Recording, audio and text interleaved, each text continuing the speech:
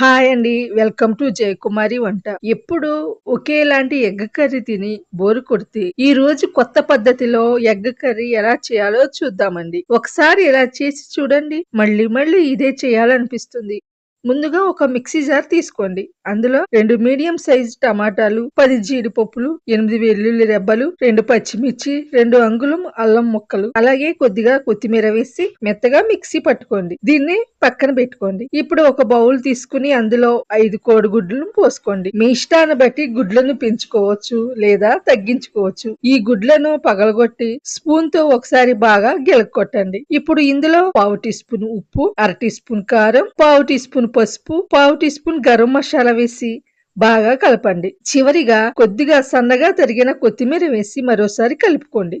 ఇప్పుడు స్టవ్ మీద పాన్ పెట్టి 1 టీ స్పూన్ నూనె వేసి మంటను లోట్ మీడియం ఫ్లేమ్ లో ఉంచండి. మనం కలుపుకున్న గుడ్డు మిశ్రమాన్ని పలచగా ఆమ్లెట్ లా పోయాలి. పైన కాస్త పచ్చిగా ఉన్నప్పుడే నెమ్మదిగా రోల్ చేసుకోవాలి. అప్పుడే అంచులు విడిపోకుండా బాగా అతుక్కుంటాయండి. చూసారా? ఈ విధంగా రోల్ చేసుకోవాలి. ఇలా నాకైతే 3 రోల్స్ వచ్చాయి. వీటిని ఒక ప్లేట్లోకి తీసుకుని మీకు నచ్చిన సైజులో చిన్న చిన్న ముక్కలుగా కట్ చేసి పక్కన పెట్టుకోండి.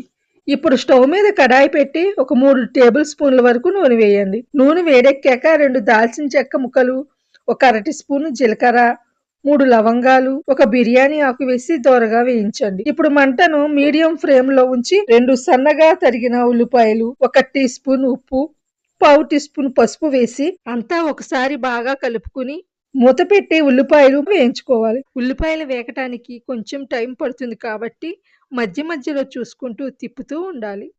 ఉల్లిపాయలు బాగా వేగాక మనం ముందుగా మిక్సీ పట్టి పెట్టుకున్న టమాటా జీడిపప్పు పేస్ట్ వేసి బాగా కలపండి.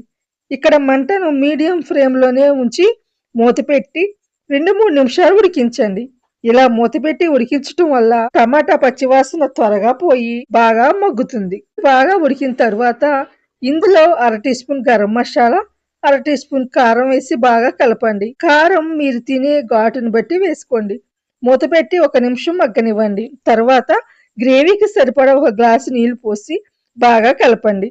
మూత పెట్టి 2-3 నిమిషాలు ఉడికించండి. నూనె ఇలా పైకి తేలుతున్నప్పుడు మన గ్రేవీ బాగా ఉడికినట్లే. ఇప్పుడు ఇందులో మనం కట్ చేసి పెట్టుకున్న ఎగ్ రోల్ ముక్కలను వేసి మంటను మీడియం ఫ్లేమ్ లోనే ఉంచి మూత పెట్టి మరో 4-3 నిమిషాలు ఉడికించండి. అప్పుడు గ్రేవీ రుచి గుడ్డు ముక్కలకు బాగా పడుతుంది.